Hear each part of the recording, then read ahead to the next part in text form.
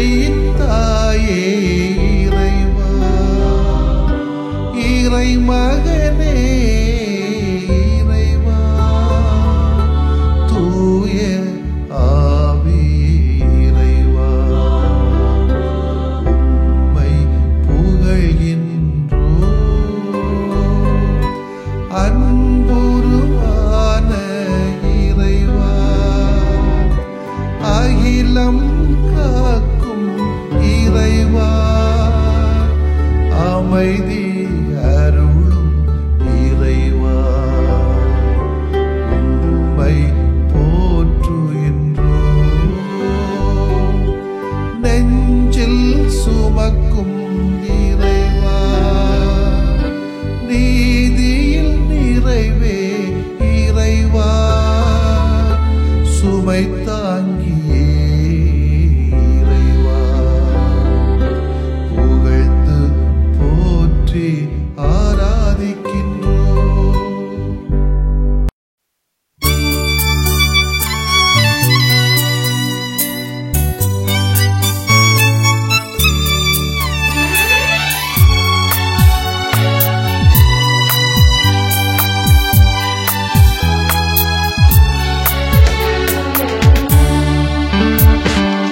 இறைவாவும் விருப்பம்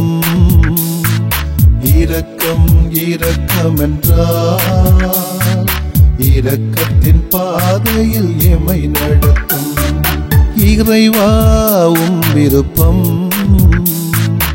இரக்கம் இரக்கம் என்றார், இரக்கத்தின் பாதையில் எமை நடத்தும்.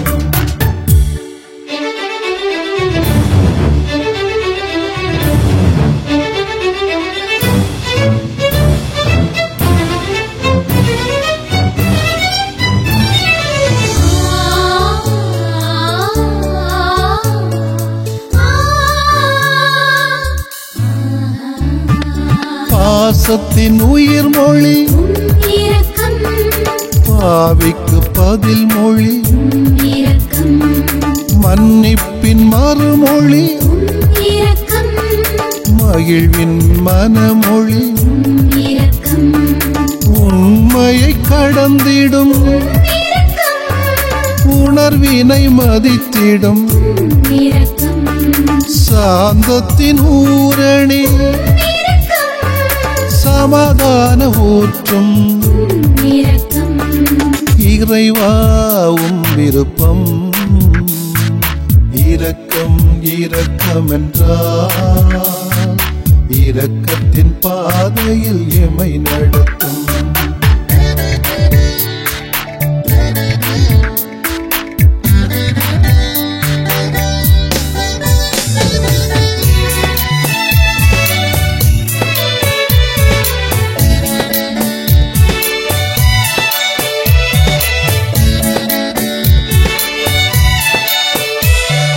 புதுமுறை நற்செய்தி புதிய முயற்சியும், திருஅவை வாழ்வு திருவருள் வழிபாடு, பிரிவினை தாண்டும் பிறர் அன்பை தூண்டும் மானுட வரலாறு, மண்ணுயிர் அனைத்தும் இறைவாவும் விருப்பம் இரக்கம் இரக்கம் என்றார், இரக்கத்தின் பாதையில் எமை நடத்தும். இறைவாவும் விருப்பம் இரக்கம் இரக்கம் என்றார், இரக்கத்தின் பாதையில் எமை நடத்தும். மத்தேயு எழுதிய நற்செய்தி அலகு 6 இறைச்சொற்றொடர்கள் 7 முதல் 15 முடிய. அக்காலத்தில் இயேசு தம் சீடரை நோக்கி கூறியது, நீங்கள் இறைவனிடம் வேண்டும் பொழுது பிற இனத்தவரைப் போல பிதற்ற வேண்டாம். மிகுதியான சொற்களை அடுக்கிக் கொண்டே போவதால் தங்கள் வேண்டுதல் கேட்கப்படும் என அவர்கள் நினைக்கிறார்கள். நீங்கள் அவர்களைப் போல் இருக்க வேண்டாம். ஏனெனில் நீங்கள் கேட்கும் முன்னரே உங்கள் தேவையை உங்கள் தந்தை அறிந்திருக்கிறார். ஆகவே நீங்கள் இவ்வாறு இறைவனிடம் வேண்டுங்கள். விண்ணுலகில் இருக்கிற எங்கள் தந்தையே, உமது பெயர் தூயதென போற்றப் பெறுக. உமது ஆட்சி வருக. உமது திருவுளம் விண்ணுலகில் நிறைவேறுவது போல மண்ணுலகிலும் நிறைவேறுக. இன்று தேவையான உணவை எங்களுக்கு தாரும். எங்களுக்கு எதிராக குற்றம் செய்தோரை நாங்கள் மன்னித்துள்ளது போல எங்கள் குற்றங்களை மன்னியும். எங்களை சோதனைக்கு உட்படுத்தாதேயும், தீயோனிடமிருந்து எங்களை விடுவியும். மற்ற மனிதர் செய்யும் குற்றங்களை நீங்கள் மன்னிப்பீர்களானால் உங்கள் விண்ணக தந்தையும் உங்களை மன்னிப்பார். மற்ற மனிதரை நீங்கள் மன்னிக்காவிடில் உங்கள் தந்தையும் உங்கள் குற்றங்களை மன்னிக்க மாட்டார். ஆண்டவரின் அருள்வாக்கு. இறைவா, உமக்கு நன்றி. அன்புக்கினவர்களே, எவ்வாறு ஜெபிக்க வேண்டும், இறைவேண்டல் செய்ய வேண்டும், யார் ஜெபிக்க வேண்டும், எங்கு ஜெபிக்க வேண்டும், எப்படி ஜெபிக்க வேண்டும் என்ற மிக உன்னதமான ஒரு மாதிரியை ஆண்டவர் இயேசு இன்றைக்கு தருவது போன்று தோன்றுகிறது. முக்கியமான மதிப்பீடுகளையும் பண்புகளையும் உள்ளடக்கிய ஜெபமாக இருக்க வேண்டும். ஒழிய பிதற்றல்கள், அடுக்கு சொற்கள், மனப்பாடம் பண்ணிய சொற்கள் வேண்டாம் என்று அதை தவிர்த்து ஒரு அப்பா மகன், அப்பா மகள் என்ற ஒரு உணர்விலே நாம் இறைவனோடு உறவாட நாம் கற்றுக்கொள்ள வேண்டும், பழகிக்கொள்ள வேண்டும் என்பதை இந்த இறைவார்த்தை வழியாக நமக்கு உணர்த்துகிறது. ஒவ்வொரு முறையும் தேர்தல் வருகின்ற போது வாக்காளர்கள் கூறுகின்ற வார்த்தை, எங்கள் ஆட்சியில் ஏதாவது கடந்த முறையில் தவறு செய்திருந்தால் அதனை மறந்து விடுங்கள், இனி அதுபோல ஒருபோது நடக்காது, ஆனால் மறந்து விடாதீர்கள் என்பதை. அண்ணன் தம்பிகளுக்கிடையே சொத்து பிளவு பிரச்சனை வருகின்ற போது ஒருவர் மற்றவரை நோக்கி, பிரச்சனை எண்ணிக்கொண்டே இருக்காதே, மாறாக மறந்து விடு, ஆனால் மறந்து விடாதே என்பதே. பங்குல பிரச்சனை, வட்டாரத்தில் பிரச்சனை, குடும்பங்களில் பிரச்சனை, மறை மாவட்டத்தில் பிரச்சனை, நாட்டில் பிரச்சனை, திருச்சபையில் பிரச்சனை. கடைசியில் பேச்சுவார்த்தை வரும்போது, சரி விட்டு விடுங்க, மறந்துடுங்க, ஆனால் மறந்து விடாதே என்று இது போன்று பல இடங்களில் இந்த அடைமொழியை, வார்த்தையை நாம் கேள்விப்பட்டிருக்கிறோம். அதுபோலத்தான் இயேசுவின் வேண்டுதல், இறைவேண்டலும் இதன் அடிப்படையில் தான் அமைந்துள்ளது. காரணம், ஒரு மனிதனை இறைநிலைக்கு அழைத்து செல்வதை மன்னிக்கின்ற பண்புதான். அதனால்தான் இந்த இறைவேண்டலை விவிலிய பேராசிரியர்கள் 2 படிவங்களாக பிரித்து காட்டுகிறார்கள். ஒன்று கடவுளை புகழ்வது, இரண்டாவது மனிதர்களை மன்னிக்கின்ற மனம் கிடைக்க பெறுவதுமே. மன்னிக்கின்ற மனம்தான் இறைவனை புகழ இடம் கொடுக்கும் என்பதை இயேசுவின் எதிர்பார்ப்பு. அதனால தான் விபச்சாரத்தில் பிடிபட்ட பெண், ஊதாரி மகன் போன்ற ஊமைகளிலே இயேசு அவர்களை மன்னிக்கின்றார். காரணம், அவர்களை மறுத்துவிடக்கூடாது என்பதே இயேசுவின் எண்ணம். இரண்டாவது, இன்றைக்கு பலருக்கு ஜெபம் செய்ய சொன்னால் யாரோ எதற்கோ எழுதி அச்சடித்த புத்தகத்தை தேடுவார்கள். வேறு சிலர் ஏற்கனவே பலமுறை பல இடங்களில் சொல்லி பழக்கமானதால் அடுக்கு மொழிகளிலே சத்தம் போட்டு எவ்வளவு சத்தம் கத்த முடியுமோ, தொண்டை கிளியணுமோ அந்த அளவுக்கு படு வேகமாகவும் முழங்கி விடுவார்கள். இன்னும் சிலர் அந்த ஜெபத்தை வச்சுக்கிட்டே ஒரு மேனேஜிங் டைரக்டர் போல இருந்து ஒரு கம்பெனியே நடத்துறாங்க. அது சிஎஸ்சியும் சரி, பெந்தகோஸ்தும் சரி, நம்முடைய ஆர்சியிலையும் சரி, எல்லா சபையிலையும் இன்றைக்கு இருக்கிறது இந்த ஒரு நோய். ஒரு கம்பெனி நடத்துறது, ஜெபத்தை வச்சு கம்பெனி. பைசா செலவில்லைல்ல, வாய் மட்டும்தானே வேணும். இதை வச்சே பழைக்கக்கூடிய கூட்டம் இன்னைக்கு நிறைய. எது நல்லது, எது நேர்மையானது, எது உகந்தது, எது ஆரோக்கியமானது, அதெல்லாம் கிடையாது. இன்னும் சிலர், நீங்க உங்களுக்கு ஒரு ஜெபத்தை சொல்லுங்கள் என்றால் பக்கத்தில் இருப்பவரை அழைத்து எனக்காக ஒரு ஜெபம் செய்யுங்க என்பார்கள். சிலர் ரொம்ப பெருந்தன்மையோடு, சாமி நீங்களே ஜெபம் செய்யுங்களே என்று முடித்து விடுவார்கள். மொத்தத்தில் இறைவேண்டல் செய்வது நம்மவருக்கு தெரியுமோ தெரியாதோ, முடியுமோ முடியாதோ என்ற கேள்விதான். இறைவேண்டல் செய்கின்ற போது அடுக்கு மொழிக்காக அலைய வேண்டிய தேவையில்லை. இறைவேண்டல் செய்கின்ற பொழுது மனப்பாடம் பண்ணிய இறைவார்த்தை பகுதி இருக்க வேண்டும் என்ற தேவையில்லை. தாயும் பிள்ளையுமாக பேசுங்கள். அப்பா அம்மா என்று அழைத்து அன்போடு ஆண்டவரிடத்திலே உரையாடுங்கள். அன்றைய தினம் நாம் பட்ட இன்ப துன்பங்களை அவரோடு பகிர்ந்து கொள்வோம். சந்தித்த நண்பர்களை, பார்த்த காட்சிகள், அதை பற்றி பேசுவோம். அந்த நேரங்களில் நமக்கு தேவைப்படுகிற உதவியை இறைவனோடு பகிர்ந்து கொள்வோம். இவ்வளவுதானே உண்டு. இதுக்கு என்ன ஒரு ஷோ, இதுக்கு என்ன சத்தம், இதுக்கு என்ன அடுக்குமொழி தேவைப்படுது? இயேசு கற்று தந்த இறைவேண்டலை சொல்லுகின்ற போதெல்லாம் நம்முடைய மனங்கள், நம்முடைய உள்ளத்திலே எழுகின்ற உணர்வுகளை அந்த ஜெபத்தினிடையே இணைத்து கொண்டாலே போதும். அது நம்முடைய ஜெபமாக மாறும். அந்த ஜெபத்தை இறைவன் விரும்பி கேட்பார். நாம் கேட்பது கிடைக்கும். இப்படியும் ஜெபிக்கலாமே, முயற்சி செய்து பார்ப்போம். ஆமென். மன்றாடுவோமாக. விண்ணக தந்தையே இறைவா, எங்களுக்கு ஒரு ஜெபத்தை இப்படித்தான் என்னோடு ஜெபிக்க வேண்டும் என்று கற்றுக் கொடுக்கப்படுகிற ஜெபத்திற்காக உமக்கு நன்றி செலுத்துகிறோம். தந்தையை எப்போதும் போற்றி புகழவும், உம்மை போல தந்தை விருப்பத்தின்படி வாழவும், எங்களுக்கு எதிராகவோ சமூகத்திற்கு எதிராகவோ உமக்கு எதிராகவோ குற்றம் செய்தால் மன்னிக்கவும் மறக்கவும், ஆனால் அவர்களை மறக்காமல் இருக்கவும் எங்களுக்கு அருளை தாரும். ஆண்டவரே, ஆமென்.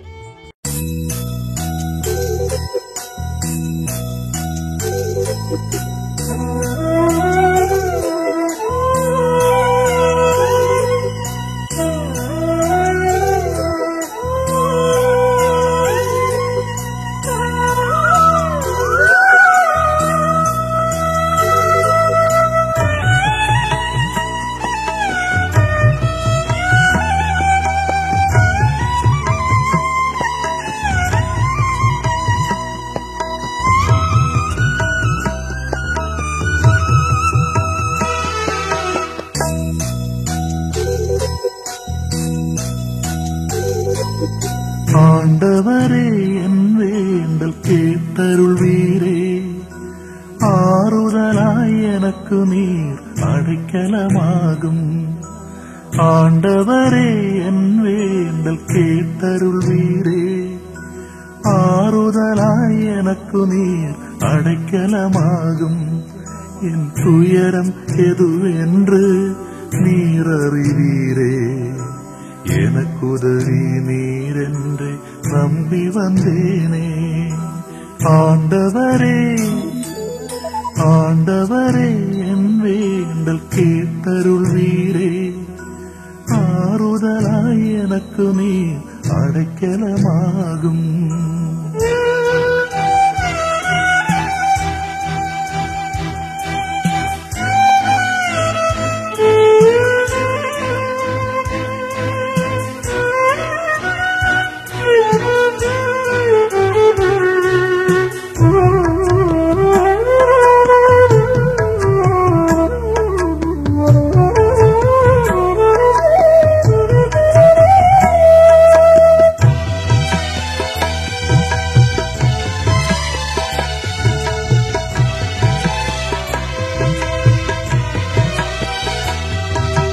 துயரம் பல என எழுப்ப துவண்டு போனே. துடுப்பிழந்த படகாக தனிமையானே.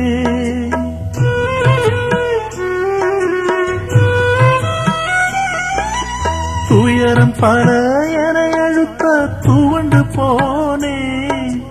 துடுப்பிழந்த படகாக தனிமையானே. வறுமையும் வெறுமையும் என்னை சூழ்ந்திட. வறுமையும் வெறுமையும் என்னை சூழ்ந்திட. வற்றாத உன் அன்பு என்னை காத்திடும். ஆண்டவரே, ஆண்டவரே, என் வேண்டல் கேட்டருள்வீரே. ஆறுதலாய் எனக்கு நீர் அடைக்கலமாகும்.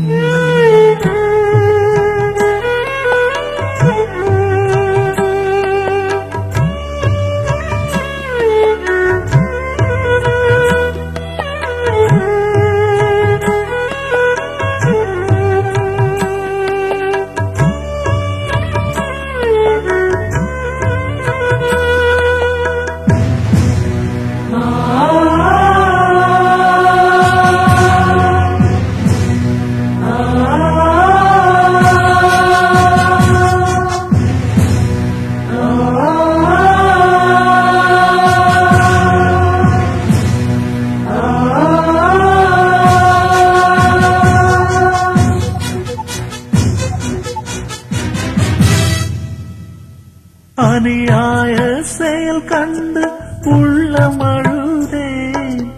அதை மாற்றும் வரம் கேட்டு உன்னை தொழுதேன்.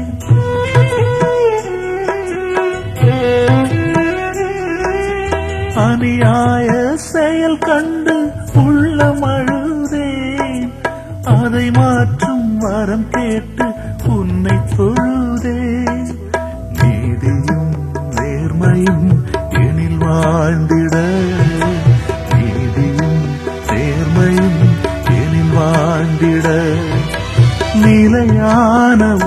கரம் என்னை தாங்கிடும்.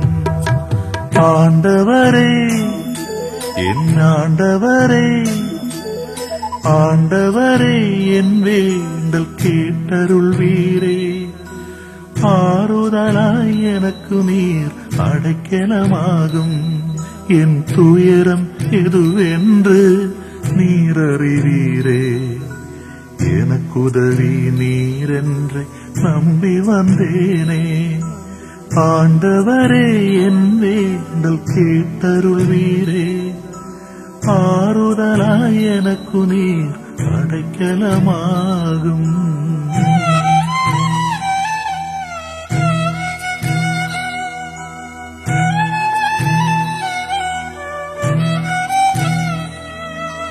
ஆண்டவரே,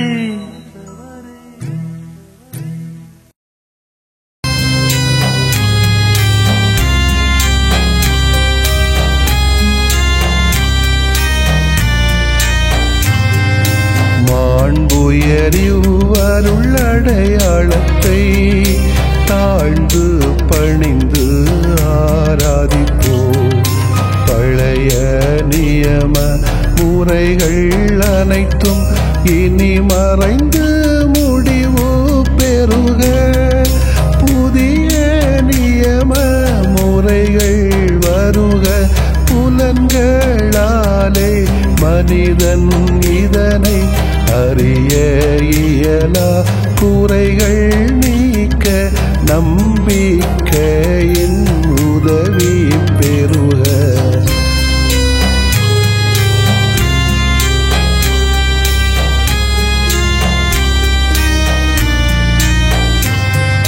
தந்தை அவர்க்கும் மகன் அவர்க்கும் புகழ்ச்சியோடு வெற்றியாக்கும். மீட்பின் பெருமை மாட்சிமையோடு வலிமை வாழ்த்து யாவுமாக. இருவரிடமாய் வருகின்றவராம் தூய ஆவியானவர்க்கும் அளவில்லாத சமப்புகழ்ச்சி என்றுமே உண்டாகுக. ஆமென். வானென்று அவர்களுக்கு அப்பமளித்தீரே.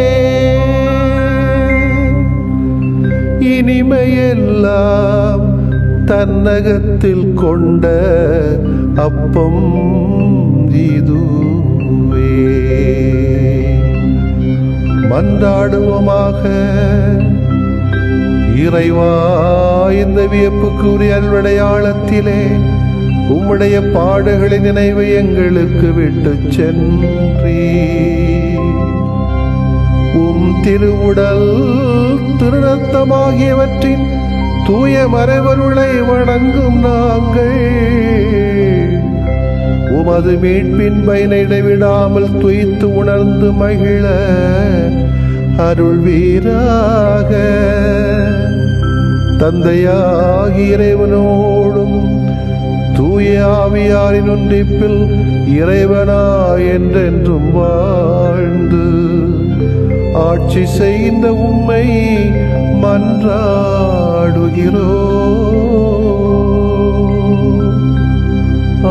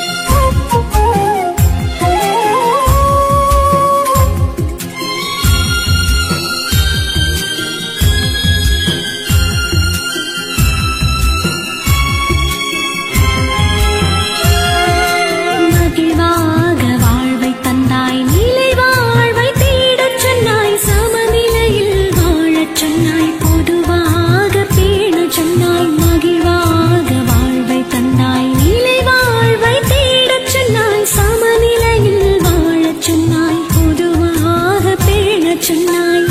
அந்த நிலை வாழ்விலே உன் பாதம் வந்தோமே, வழி நடக்கும் குழந்தை இயேசுவே.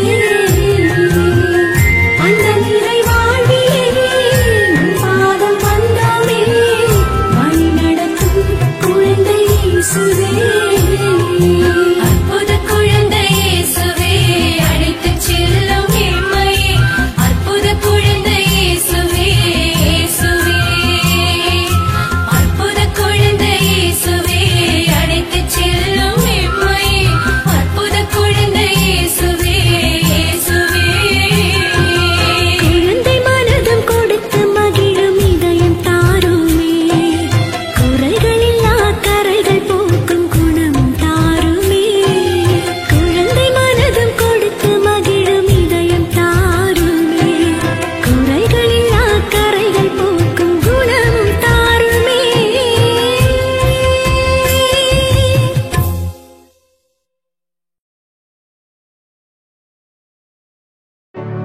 நிலையான புகழுக்குரிய தூய இறை நன்மைக்கு எல்லா காலம் தொழுகையும் புகழும் போற்றியும் ஆட்சிமையும் உண்டாக கடவது. போற்றியும் ஆட்சிமையும் உண்டாக கடவது.